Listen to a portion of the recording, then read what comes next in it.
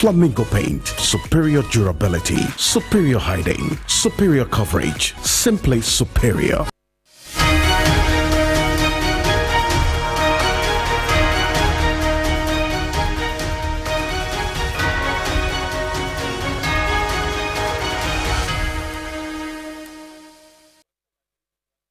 Hello, good evening, welcome. This is Ghana Tonight. We're live from Manayusabata, Desawe Kanda, also live on TV3 Ghana on Facebook, DSTV channel 279, all across the world on 3news.com. I am Alfred Ocansey. Tonight, President John Dramani Mahama unveils members of his cabinet, which he had said would be the youngest on the average in the Fourth Republic. We'll show you who make up the cabinet and what the expectations really are. Stay with us. Also, government approves 10% salary increase for public sector workers under the single spine salary structure for the 2025 fiscal year.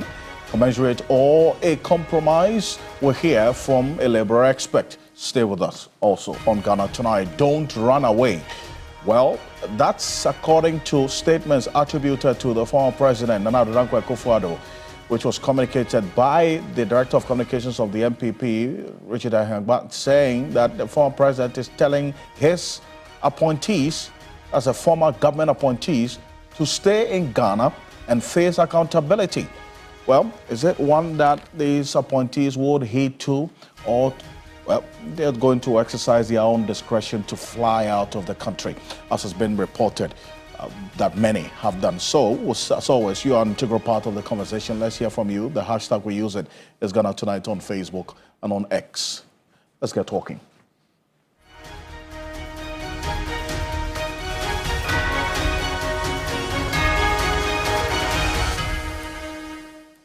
Let's settle for Ghana Briefs.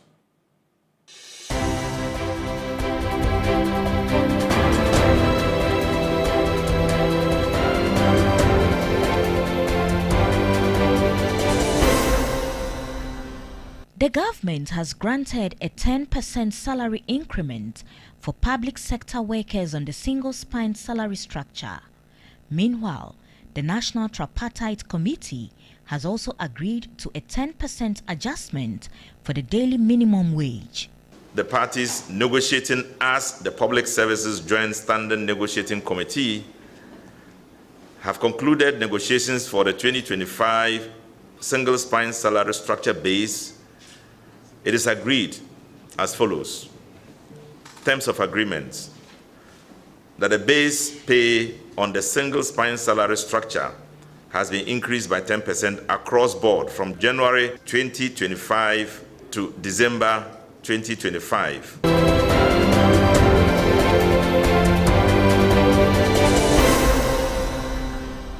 The Member of Parliament for Akwitia, Ernest Yao Kumi, has filed an appeal against his contempt of court conviction by the Koforidua High Court.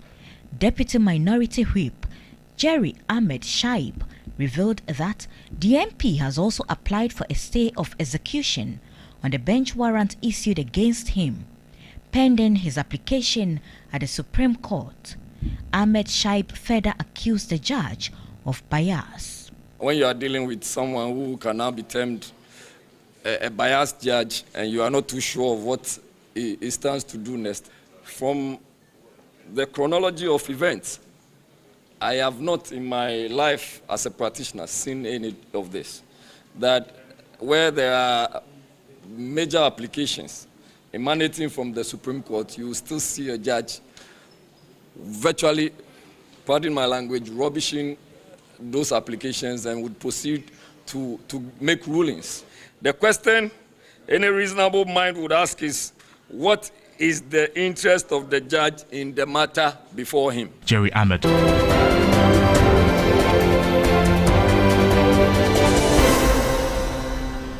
The Minister for Works, Housing and Water Resources has revealed plans to initiate work on the Saglemi housing project, emphasizing a commitment to completing all projects undertaken by the ministry. He made his comment during a familiarization tour of various project sites within Greater Accra. With the Saglame project, when I resumed office, I've started engaging with key stakeholders And very soon we will move on site, and then work will begin. But going forward, we will put plans in place to ensure that we don't start project and end midway, but to ensure that all projects get to its finishing line.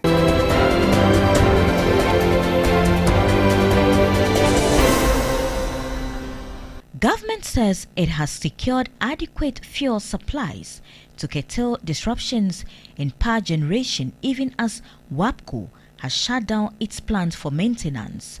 Minister of State for Government Communication, Felix Kwachi Ofosu, says the government is minded about the negative impact of the power disruption, maintain a steady fuel supply and prevent disruptions. Our primary goal is the issue of energy security, reliable fuel supply, affordable fuel in markets. This is going to be our focus. So the whole idea is engineer regulation to achieve this outcome: reliability, affordability. If the product is on the market and our people cannot pay for it, it creates a distortion.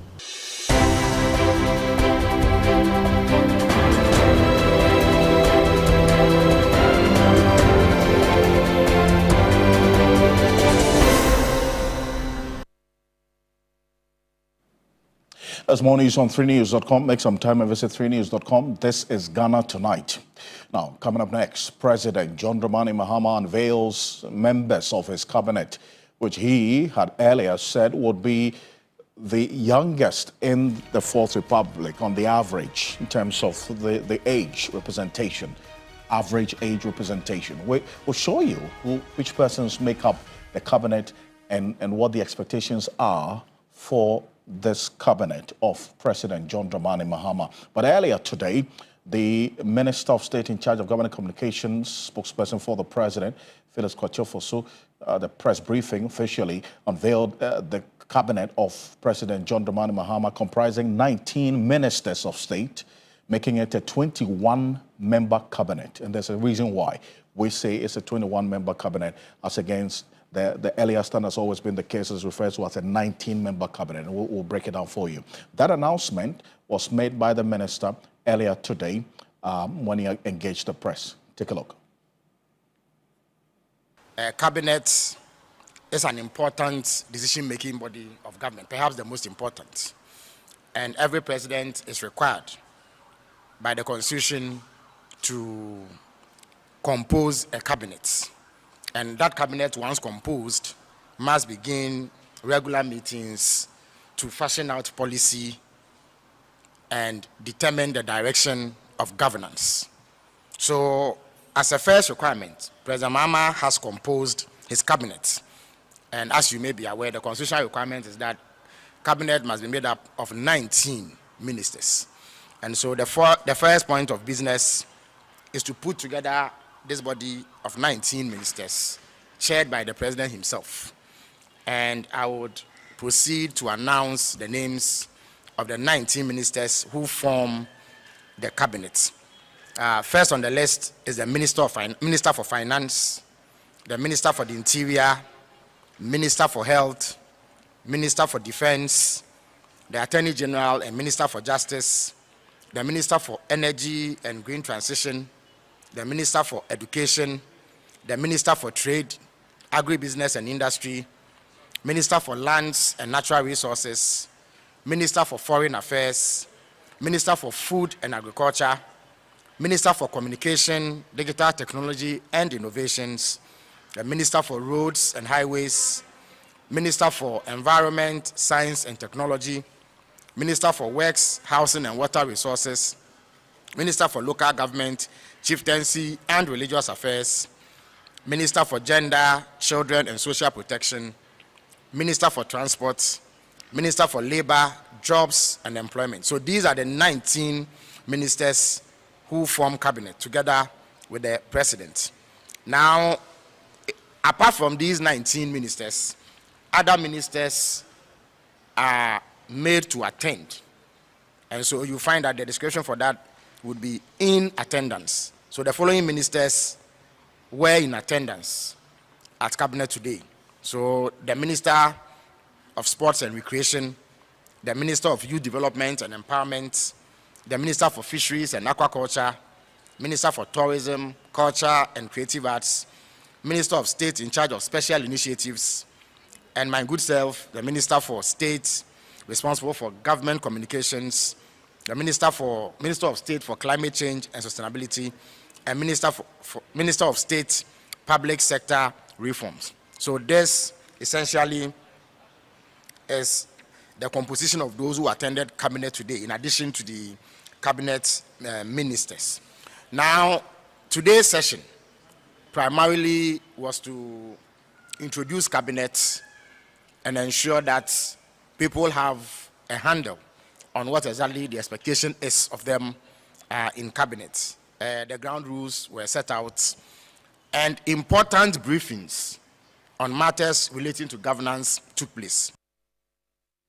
Felix Kwachofosu is Minister of State in charge of Government Communication. You hear him talk about the core, the cabinet of 19 ministers, and rightly so, but that is not just a number, and he heard me talk about the 21 that we say we're going to break down, because Article 76 of the 1992 Constitution, which details exactly which persons make up the cabinet, and then also the upper limit and then the lower limit of the number of ministers that a president can appoint, defines what we're going to be breaking down. The president and the vice president can chair the cabinet meetings as and when, but the president is the chair, the vice president is also present. If the president is not available, the vice president chairs cabinet. And so if you add these two persons to the 19 ministers, that upper limit of 19, then you have 21. But this is what Article 76 of the 1992 Constitution spells out or stipulates when it comes to the cabinet. There shall be a cabinet consisting of the president, the vice president, not less than 10, and not more than 19 ministers of state. We've seen over time that presidents in the not too distant past always go with the upper limit of the 19 ministers who make up the cabinet, ministers of state. But there's that bracket of between 10 and 19, not less than 10 and not more than 19 ministers. And we've seen the 19 ministers, although President John Mahama is going with 60 ministers, it's still the 19 ministers who make up the cabinet. Goes on that the cabinet shall assist the president, this is their duty, in determining the general policy of government. There shall also be that secretary to the cabinet who shall be appointed by the president. You had Felix Kwachofosu also detailed that. So when it comes to, for instance, policies like the 24-hour economy, which is the flagship, one of the flagship programs of this administration, this cabinet is charged with that responsibility of fleshing out the details of it, and then also the implementation plan for it. And Gusitano has that responsibility in the coming days. And this cabinet, we understand today, that was one of the issues, the 24-hour economy, the rollout plan was a topical issue during the cabinet meeting earlier today. Also, these are the cabinet ministers we're talking about. Felix Kwachofosu ran through the names, but these are the identities of the persons in pictorial form. Dr. Kesela Tofosin, Finance Minister, Mohamed Muntaka Mubarak, Interior Minister, Kwabena Kanto, the Health Minister, Dr. Edward Omanebuama, Minister for Defense, Dr. Dominic Akuritinga Ayine, Attorney General, Minister of Justice, John Abdullahi Jinapo, Energy and Green Transition Minister, Haruna Idrisu, Education Minister, Elizabeth Ofosojari, Minister for Trade, Agribusiness and Industry, Emmanuel Amakofiboa, Minister for Lands and Natural Resources, Samuel Kujato Ablakwa, Foreign Affairs Minister, Eric Opoku, Minister for Food and Agriculture, Samuel Nate George, Minister for Communication, Digital Technology and Innovations, Kwame Governance Agboja, Minister of Roads and Highways, Ibrahim Mutala Mohammed, Minister for Environment, Science and Technology, J. Kenneth Gilbert, Minister for Works, Housing and Water Resources, Ahmed Ibrahim, Minister for Local Government, Chieftaincy and Religious Affairs, Agnes Namomolate, Dr. Agnes Namomolate, Minister for Gender, Children and Social Protection, Joseph Bukari Nikbe as Transport Minister, and also Dr. Abdul Rashid Pelpo, Minister, Labor, Jobs and Employment. And his work indeed has already started when it comes to engaging labor and also reaching the minimum wage, which was earlier announced today. And the continuous engagement with ClockSAC, especially with the strike that they have declared, which began today, by the way, against the appointment of the Registrar of the Deaths and Deaths Registry. It says by tomorrow, he is confident that ClockSAC will call off this strike. We'll see how things play out on that. But when it comes to the ages of these persons, and there's a reason why we're looking at that, because the president, when he was candidate, John Dramani Mahama, in March 2024, made a promise to the Ghanaian people and essentially the youth of the NDC when he was also inaugurating the youth center for the NDC, that if elected, he's going to have the youngest cabinet on the average, in terms of average age, youngest cabinet in the Fourth Republic. Let's recall exactly what he said at that event, and we'll show you something shortly. Take a look. One of the promises I leave you young people with in this country is that the NDC cabinet, post 7th January 2025, is going to averagely be one of the youngest cabinets in the history of this country. So that was the promise that he made. So here's what we did. And our research team here with Weiss Safo looked through the ages of these persons that we're talking about here, these cabinet ministers. And this is publicly available data. You can find a number of them. In fact, 17 out of the 19 are members of parliament. So if you go on the website of parliament, you'll get their date of birth, and then you can calculate their ages very easily. So it's publicly available document or information that you can find as well as our viewers. So stay with us. 48 years, that's the average age of the cabinet ministers. These are excluding non-members of parliament. The two non-members of parliament are J. Kenneth Gilbert, who is not a member of parliament, the Minister for Works, Housing and Water Resources, and then also Dr. Edward Omanibuama, who is the Defense Minister. He is also not a member of parliament. Apart from these two, the rest of the cabinet ministers, 17 of them, are members of parliament. So here's what we did. We did the average on the 17 out of 19, and the average age of the 17, excluding these non-MPs, that's 48 years. Now, if you do a breakdown of the gender representation, 89% of the cabinet members are male. 17 out of the 19. There are 2 females out of the 19 on the cabinet. And then the female representation on the cabinet, 2 out of the 19. That's 11%. Then quite apart from that, we also see these 2 persons whose ages are also not represented in there. And we used the exclusion formula in doing the statistical representation to understand the average age of these cabinet ministers. That's 48. So on the average, yes, John Mahama is actually on track to have fulfilled that promise made to the young people in March last year. But beyond this, what are the expectations of this cabinet that has been announced today? Professor Ocansey is a governance and leadership expert. He's joining us on Zoom right now. Professor Ocansey, appreciate your time. Good evening. Thank you for joining us here on Ghana Tonight. Good evening, Alfred, and greetings to all your viewers and listeners everywhere in the world. It's good to have you. Now, first off, the details as we have it now are spelled out by Felix Kwacho-Fosu today. The first meeting, a lot of it was focused on the 24-hour economy and other matters as well. Now, considering the mandate given to John Dramani Mahama, what are your expectations of this cabinet that was announced today? My expectations are the same as the expectation of Ghanaians. And if you look at the priorities, why they were selected, immediate priorities are tackling inflation, The good news is that since NDC came to power, just after a month of being into power, inflation has reduced from 25% to 23.8%. So there are positive signs that inflation is working in our favor now. We also have to reduce unemployment, which is a big issue in the country because most of the youth have nothing to do practically.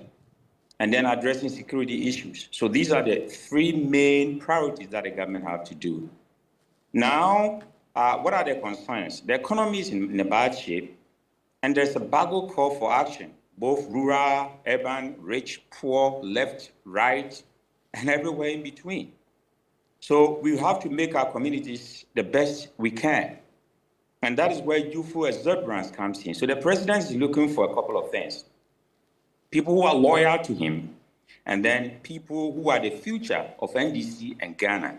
And I'm glad that Professor Mills started this with the youth, and then President Mahama is continuing with the youth. So the average age of 48 is great. But you started with a point that I want to clarify on Article 76.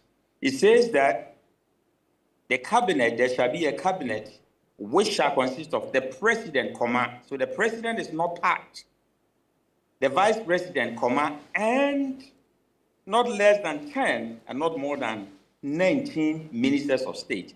So if you look at it critically, the president and the vice president are not part of the minimum of 10 and then the maximum of 19. And that is why we have the 19. That means he's working within the confines of the Constitution. Absolutely. I think that was not in contention. I qualified the 21 as the sitting members at a cabinet meeting. Normally, the communication is a 19-member cabinet meeting. And that clarification had to be put out very clearly. Great. And I was quite consistent in showing the upper limit of the ministers that the president is allowed to appoint to be part of the cabinet, and then the lower limit of between 10 and 19. I guess that clarity was there. Trying to open the right keys to the right door, so right. we're cool with that.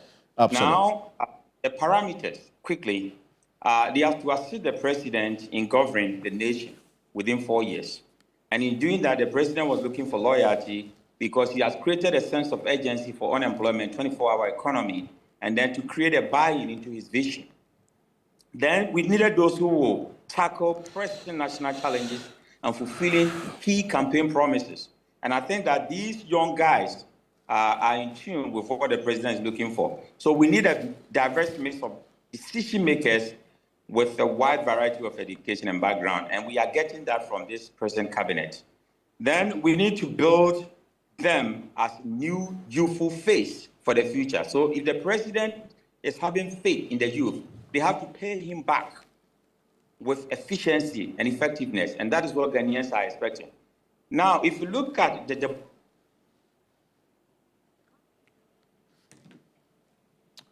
Sorry. Apologies. Yes. I lost you briefly. Please. Yes, I had a call from you, so you were calling. Apologies. If you look at demographics of the world, Africa is the only continent, out of our 1.4 billion population, we have 65% of our population below the age of 35. So we are the most youthful population in the world. But if you look at the trend, we were having the most oldest presidents on the world. So now that the older folks have begun to, trust leadership into the youth, I think it's a good thing. But I'm also going to advise them that if they don't do well, then they are going to block the chances of the youth. So the onus rests on them to prove that they are doing well, because research has shown that every new generation is smarter than the older generation. So most people might think that this younger generation are lazy and a whole lot of things. But when we come to technology and AI, anytime our phones are problem, don't we give it to our kids to fix it for us? Because this is their world, and we need to begin to use their expertise. So I have 13 advice for the incoming cabinet ministers. First, they have to speak with one voice, which is very important in governance. 2, they have to do community problem analysis. I'm talking about community because most of our problems are in our communities. And then they have to assess each community data to see what they have and what they are not doing. What the advanced world is doing now is that if Akuma Dam, for instance, is really good in tomatoes, then they will have a tomato fest where the whole country will go to Akuma Dam for tomato fest, and then we will showcase the kind of tomatoes and what they do. So let's begin to identify what each community do best and then celebrate that, which is very important. Then we have to appreciate inquiry and then translate the president's vision into action. All that the vision the president have had will come to naught if we don't see the action being taken and then the physical product in our hands. So they have to translate every vision of the president, 24-hour economy, jobs, a lot of things, so that the action will be seen on the ground. And then they have to manage conflict immediately. That is very important. Any conflict going on, we have pockets of conflicts in the northern region, some part what is going on, those need to be swiftly and nimbly fixed. Then we have to build societal capital across different cultures. We have different cultures in our society with different capitals. A lot of people have resources and they are not getting anything out of it. We need to see practical, physical, if it is roads from these mining situations, we have to find them. And then build coalitions, which is very important. Make sure that we have effective community teams in fixing galamsey, because the community level can do that. How do we do that? We have to recruit and sustain volunteers. So how do we recruit and sustain volunteers? We are creating employment, and we're also making sure that these volunteers are also fixing local problems. Right. And then get them out of their meeting. The last one is that they should get the most out of the meeting with the president. What I've seen most in African countries is that we go to meetings to plan for another meeting. That's not what we're looking for. We have to go to meetings, get concrete results, practical results that can fix problems in this country that we all love. And you've said it all. In fact, gone ahead of me to say everything that I wanted to ask in there. Appreciate you for this. And then the specific expectations of the meetings as well. And then when you come to the checklist of every meeting is what you have gone ahead of me to outline. So, Professor Entry, appreciate you for this. And I know that this is just a beginning of a number of conversations we'll have on the various objectives as outlined. He is a governance and leadership expert, the Dean of the Business School at the Academic City University, Professor Ocansey. There. It's live here on Ghana Tonight. Coming up next, let's still stay matters of governance. This time around, I'm talking about salaries, right? And the base pay minimum wage. That's coming up next. Government approves 10% salary increase for public sector workers under the single spine salary structure for the 2025 fiscal year. Commensurate or a compromise? Well, no, that's the conversation we're going to be having shortly with the labor expert and also some of you who have been sharing your views with us here on Ghana Tonight. Now, government has granted a 10% salary increment for public sector workers on the single spine salary structure. Meanwhile, the National Tripartite Committee has also agreed to a 10% adjustment for the daily minimum wage, bringing the new minimum wage to 19 cedis, 97 pesos a day. That's a day. Almost 20 Ghana cedis, really. We'll tell you what the trend has been, at least since 2015. But addressing organized labor today, this is what the Minister for Labor and Employment, Dr. Rashid Pelpo, said. Take a look. Now, daily minimum wage by 10%, over the 2024 national daily minimum wage, which translates into a new national daily minimum wage of 19.97 Ghana cedis. The parties negotiating as the Public Services Joint Standing Negotiating Committee have concluded negotiations for the 2025 single spine salary structure base. It is agreed as follows. Terms of agreement that the base pay on the single spine salary structure has been increased by 10% across board from January 2025 to December 2025.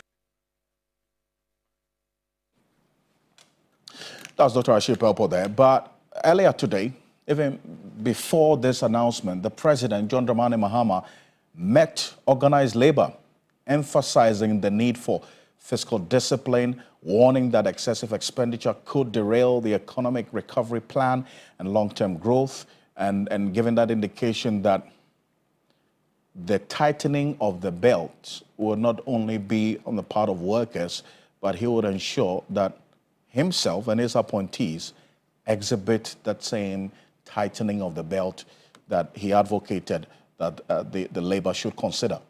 Take a look. You know we are your natural allies, and we've worked together for many years.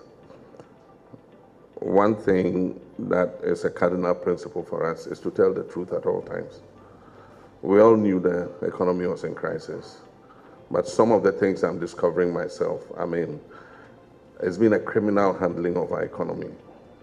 And Ghana is a crime scene, actually, because how a government can have been so reckless, I cannot understand. But we're faced with a reality, and our options are very few. We can behave like the ostrich and hide our heads in the sand and let the economy crash. But then what effect would it have on Ghanaian households and everybody? And so I've told him, I said, cut expenditure as much as you like. Even we ourselves in Office of Government Machinery, cut as much of our budget as you like, because we all must make those sacrifices.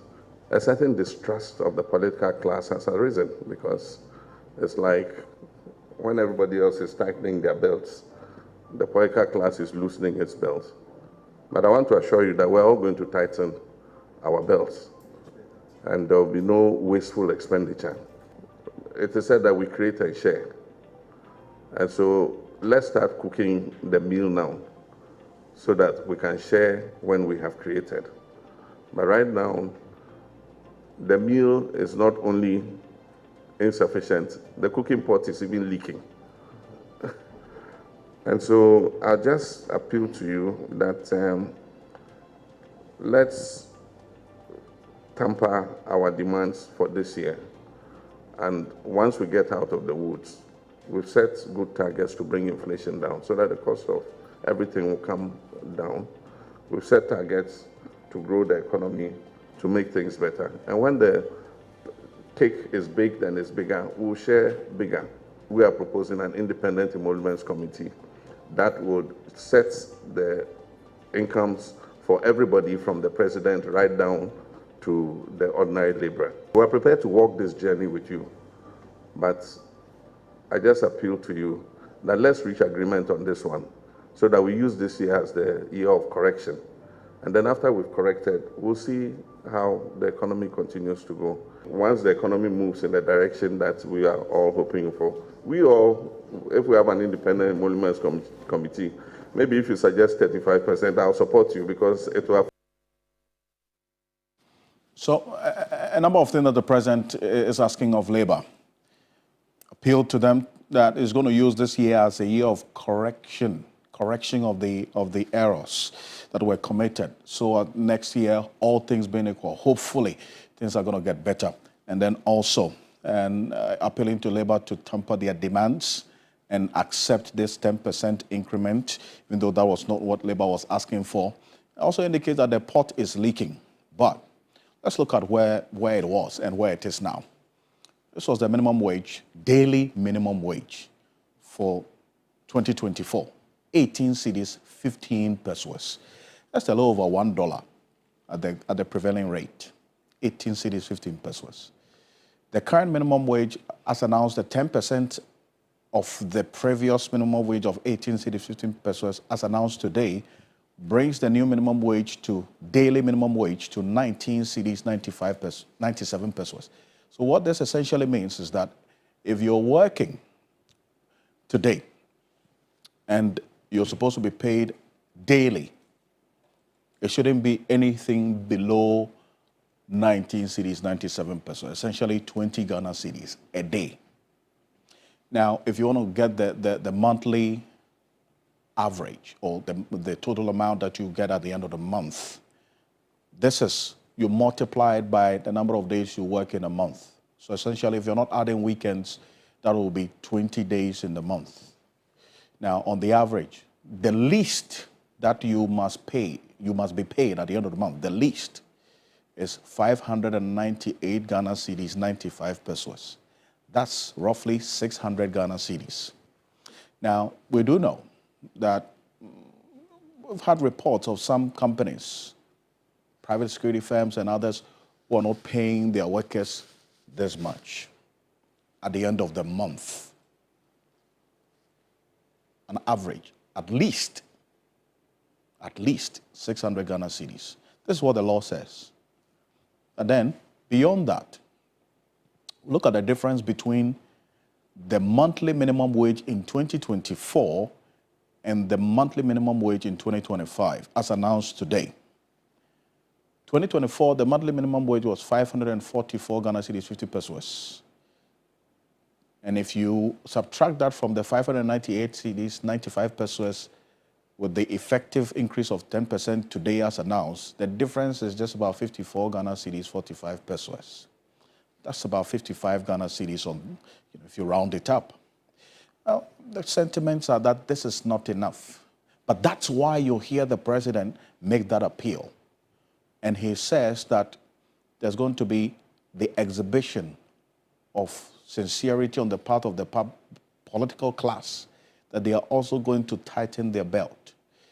But beyond that verbal commitment as made by the president, what are the labor experts going to be looking at? Austin Game is a labor expert, former member of parliament for the North Tongue constituency, is joining us right now on Zoom to have a conversation on these figures and what we've been talking about so far. Mr. Game, good evening. Thank you for joining us here on Ghana Tonight. Good evening. Fine evening, my brother. Fine evening, my brother. Mr. Game, if you could put your video on for me. Yes, perfect. Thank you. Thank you for joining us. I think I'm on now. No, it keeps going out, but we'll rectify that. But thank you for joining us. But I want to find out from you, first off, you hold the view that this 10% increase could fuel inflation, and that could be problematic. Why is that? Thank you so much. Let's be very clear here. This is the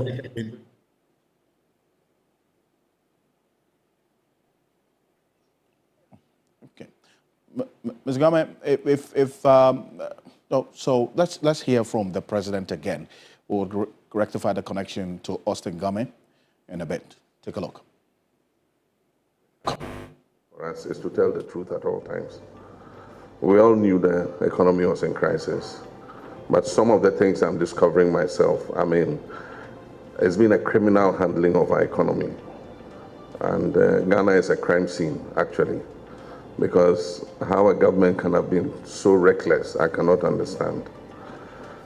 But we're faced with a reality, and our options are very few. We can behave like the ostrich and hide our heads in the sand and let the economy crash. But then what effect will it have on Ghanaian households and everybody? And so I've told him, I said, cut expenditure as much as you like. Even we ourselves in Office of Government Machinery, cut as much of our budget as you like, because as President John Dramani Mahama there, let's have a conversation now. Mr. Game, can you hear me now? I can hear you. Can you hear me? I can hear you perfectly, and I can see you as well. I was asking why you say that this 10% increase will fuel inflation, and you're not too happy about it? Well, I'm just thinking about the country as I live in also, not because of the personalities. I'm also an employer. I have workers. I reasonably pay them very well. And so I wish all workers are paid extremely very well. But I'm a realist also. I've been doing this work for well over 50 years now. Now, to be very clear, the reality is that we have workers subsisting on the exchequer, not less than maybe 600,000 people. Could be more. And therefore, I guarantee you, only 1% adjustment on their wage level, plus the variables, I guarantee you it will take us to another inflationary bracket. Whether we like it or not, that is what it is.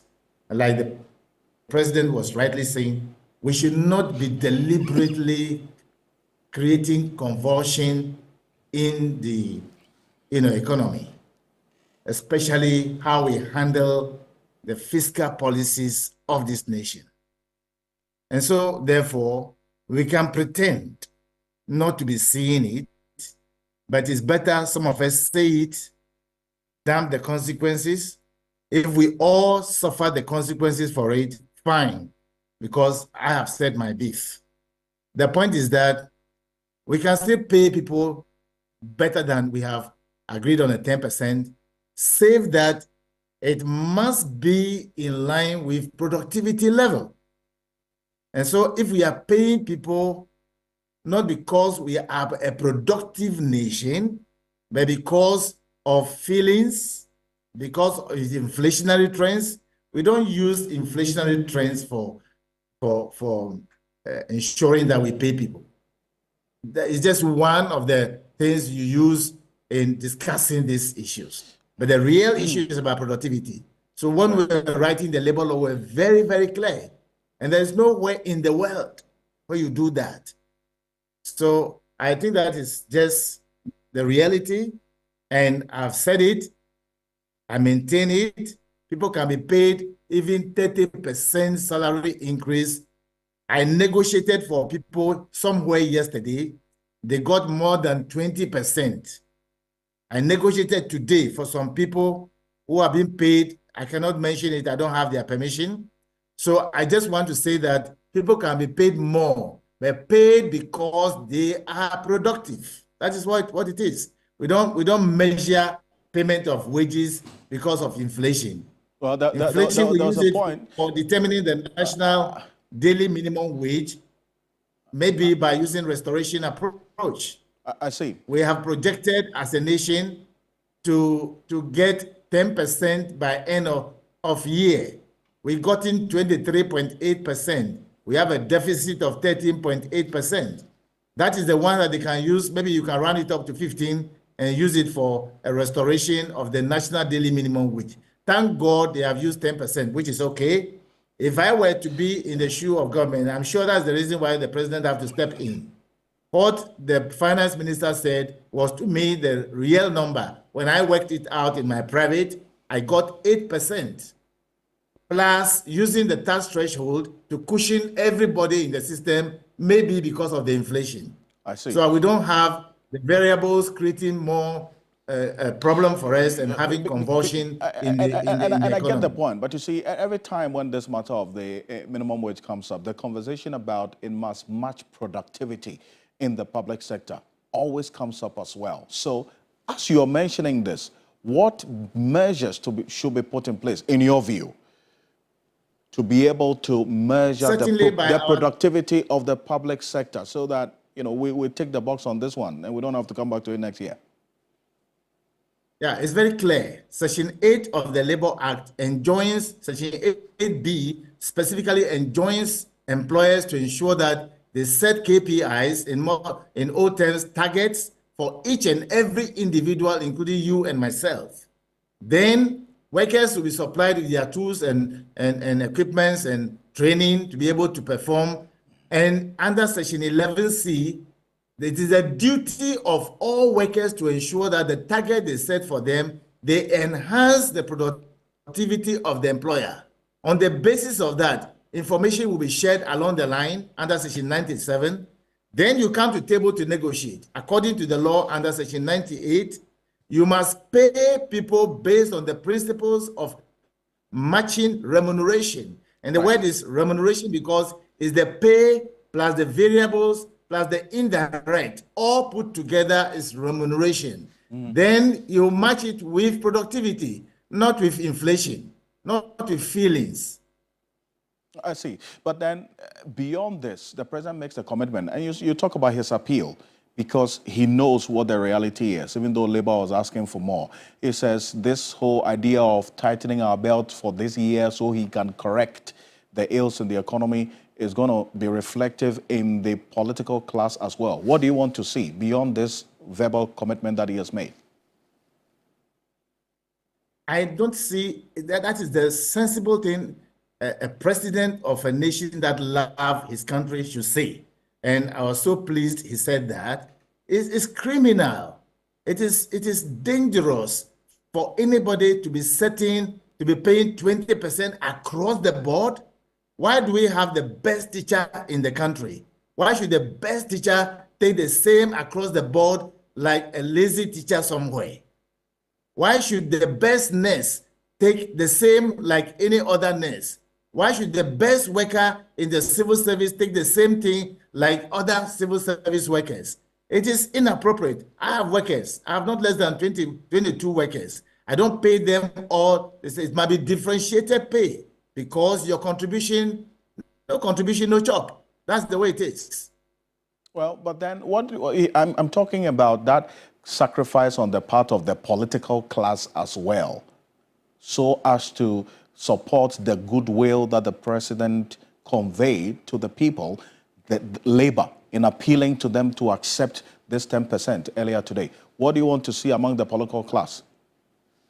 In fact, if you go onto the website of BLS is the Bureau of Labor Statistics, where I did my labor statistics in the US, I guarantee you, from the president of America down, you will see their pay there. In their case, it's more of a spot pay. There are 3 types of pay structures, and the spot pay is what they live with. And from the president down, so I expect, and I think he rightly put it in order, I expect in the very near future, we'll have a structure, one structure, and that structure, the president will be on it all the way down to the laborer of the country. So, Philly, we all see everything, and everybody must learn to sacrifice. Don't abuse the process. Already he has said that nobody will fly first class, and so be it. We must make sure that prudency is the order of the day so that the fiscal policy will not suffer any convulsion anymore. That's the way it is. So the political class have no choice than to understand and appreciate, and all of us add value to the growth of the economy so we can make progress as a nation. We have grown enough. We can't go back another 60 years again. We've already suffered. It's no longer should be on the menu at all. I appreciate your time on this. Thank you very much. But I'm sure that the president and indeed the tripartite committee, they knew about all of these concerns that you raised about the 10% probably influencing inflation and so on, but they still went ahead with it. So I'm sure all of these your concerns may have all been addressed in the negotiation period, is it not? I certainly have confidence in my colleagues from the organized labor. If I can remember very well, Dr. Otu and the rest of them there, they understand these nuances. Okay. And I'm sure they took all that into consideration. That's why they heeded to the president's call. I would have loved, to be honest with you, my personal workings brought me to 8%. Right. And I heard the finance minister was talking about 8%, but the president stepped in and said, look, let us hold on with 10% for now.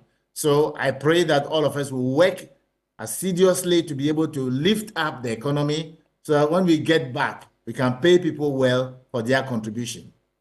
Osingame, appreciate your time for this. Thank you. Osingame is a labor expert joining us with his thoughts on the minimum wage announced today. But when you look at the trend analysis, at least from 2015 to date, the daily minimum wage, that's what we're going to look at next. Take a look at this.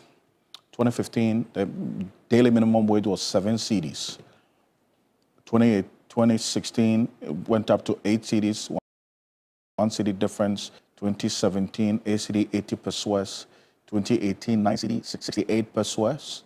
2019, 10 cedis, 65 pesos. 2020, 11 cedis, 82 pesos. And that's when COVID struck. So 2021, there wasn't much of an increase. We saw 12 cedis, 53 pesos.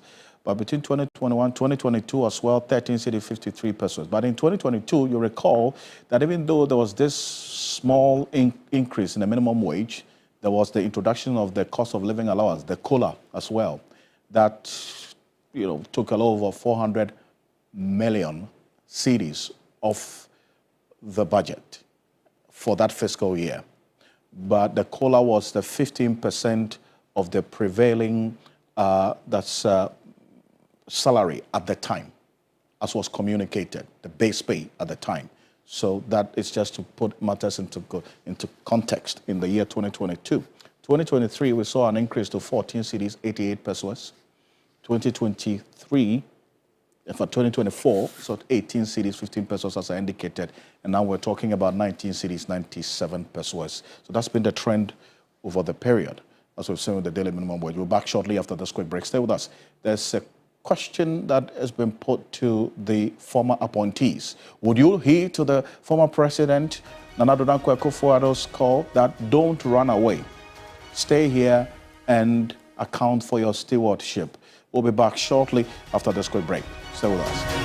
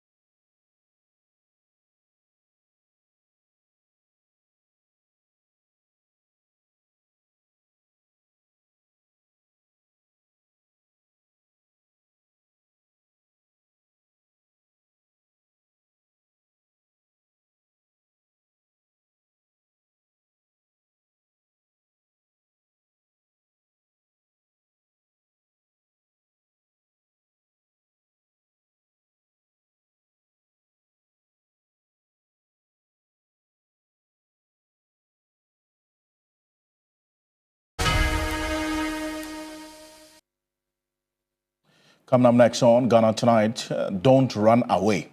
As former President Nana Addo Dankwa Akufo-Addo, according to Richard Dahiagba, telling former government appointees to stay in Ghana and face accountability.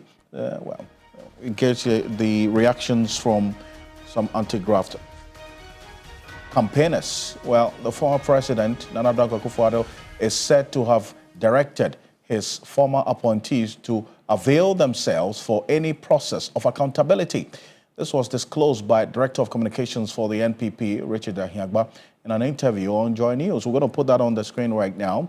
And this is exactly what is quoted to have said. Let's put it on the screen. It says, quote, "There's an effective commitment right from the former president himself.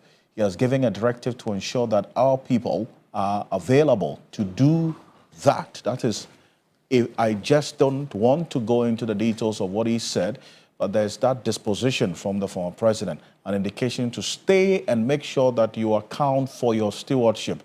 Adam Senano is the co-chair of the Citizens Movement Against Corruption. Senano, thank you for your time. Hearing this, how does this strike you? And categorically puts a position out that let's be accountable. even though I'm not quite sure how much influence or control he has to restrict any former appointee from leaving the jurisdiction and ending up elsewhere. And probably also the question would be, for how long would one sit and wait and expect? So people are likely to go about the various things, duties that they're engaged in, interests, and if they want to travel, they probably will travel. So to the extent of restricting former appointees, I'm not quite sure how much of a value this commitment is. But it is in terms of signaling and indicating that we want to be accountable. I think it's a good thing. Right, but so this cannot be said to be a directive, is it now? Because he's a former president. There are no more his appointees. They could still travel. So the impact of this statement can best be described as a moral suasion, isn't it? That's what I'm saying. That I'm not quite sure the value it will bring to the table. It probably just reminds appointees that you are expected to be accountable. The individuals will have to make that decision. They will have to make that call, whether they will avail themselves immediately or whether they choose to be somewhere else, whether they will have to be compelled to. For example, if the OSP would have to then declare some more fugitives because they are not making themselves available, and we hope not. But all of these are, there are scenarios that are possibly going to play out in the days, weeks, and months to come, depending on the issues that come up from the anti-corruption space. And rightly so. And already we're hearing reports of some of them traveling out. At least we do know the former finance minister is out of the country seeking medical attention and so on. So this news of their traveling certainly doesn't come as a surprise, isn't it? I mean, especially if some of them are mindful that they have engaged in any activities that undermine the best interests of the state. Those ones would definitely have found their way out already. And so, I mean, all of that must be taken into context. And there's a reason why I think that. I mean, these kind of things should be institutionalized. Let's just assume that when one government exits, what's going to happen is that the subsequent one is going to have to come and cross-check because whilst they're in government, until, for example, we do the constitutional changes, for example, Article 286, and ensure that we have done the separation properly, made sure the Office of the Special Prosecutor is not still under the Attorney General, various changes that make the independence of other institutions strong enough such that they will be able to collect data and exercise that without having to consult or confer or get approval. I think that we'll still have to look at this situation where a subsequent government will have to take time to examine the books and to go through processes to ensure that anyone who has defrauded the state or enriching themselves at the expense of the development of the good people of Ghana is held accountable and penalized if necessary. Zano, appreciate you. Thank you for staying up to join us. This is the co-chair of the Citizens Movement Against Corruption. I know there. Thank you for joining us here on Ghana Tonight. On behalf of the rest of the team, we do appreciate your company. Join the New Day team tomorrow morning for a conversation, as well as the Sunrise team on 3FM 92.7. There's more news on 3news.com. My name is Alfred Ocansey. Have a good night. Ghana Tonight is brought to you by Flamingo Paint. Superior durability, superior hiding, superior coverage, simply superior.